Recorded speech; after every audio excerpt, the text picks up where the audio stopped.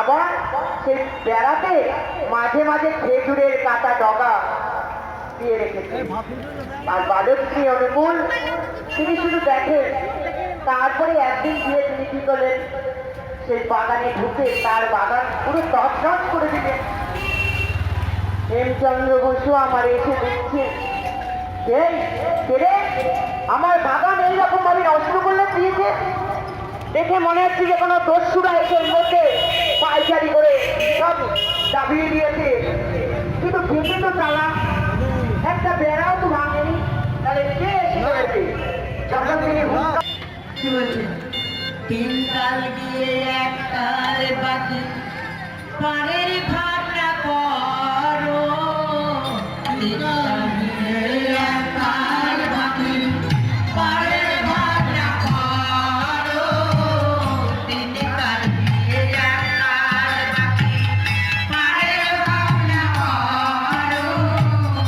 আসল ভুলিয়া নকল লইয়া নিশিদিন কেটে মারো।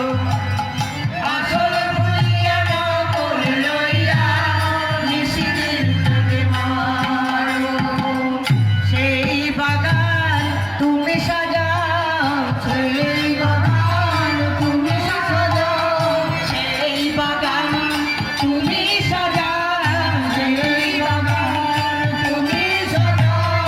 যেখানে তোমার আসল বাগান, সেই বাগান তুমি সাজাও। যেখানে তোমার আসল বাগান, সেই বাগান তুমি সাজাও। যেখানে তোমার আসল বাগান, সেই বাগান তুমি সাজাও।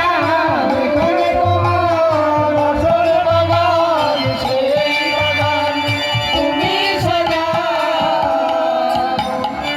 যেখানে তোমার আসল বাগান, সেই বাগান তুমি সাজাও। আর এখানে তুমি যতবার বাগান সাজাবে, আমি ততবারই তোমার বাগান নষ্ট করে দেব। এই কথা শুনে হেমচন্দ্র বসু ছুটতে ছুটতে জননীর কাছে গেলেন। অমনি লাঠি হাতে ছুটে মা অনুকূলকে তাড়া করেছেন। অনুকূল আগে ছুটে চলেছে, মা চলছে পেছনে। সেই দৃশ্য দেখে হেমচন্দ্র বসুর আমার ভাবান্তর করত যে ঠিকই তো, বালক হলে কি হবে, ঠিকই তো বলেছে যে আমি এই বাগান নিয়ে মেতে রয়েছি, ভুলিয়া ঈশ্বর। তখন বালক অনুকূলও বলছে। হেমচন্দ্র বসু মাকে ছুটতে গিয়ে মাকে গিয়ে কি বলছেন, অমনি মাকে গিয়ে মারি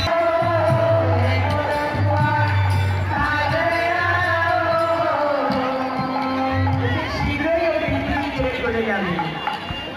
সত্যই একদিন হয় লোকে হেমচন্দ্র বসু আমার পৃথিবী ছেড়ে চলে গেলেন। এইভাবেই তিনি সেই বাল্যবিদ্যার মধ্যে দিয়ে তিনি কোনোদিন বলেন আমি সে, আমি ভগবান, আমি বৈকুণ্ঠেশ্বরী, কোনোদিন বলেন। তিনি ধরা দিতেই চান না, তবু তাকে লীলার মধ্যে দিয়ে তিনি ধরা পড়ে যান। এইরকম ভাবে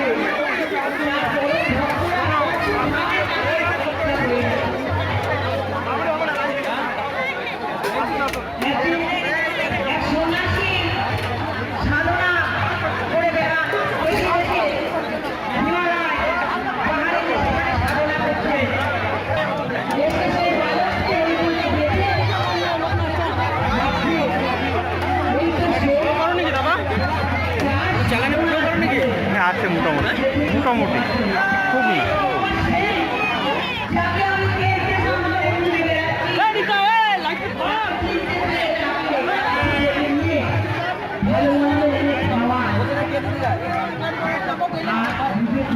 ভালো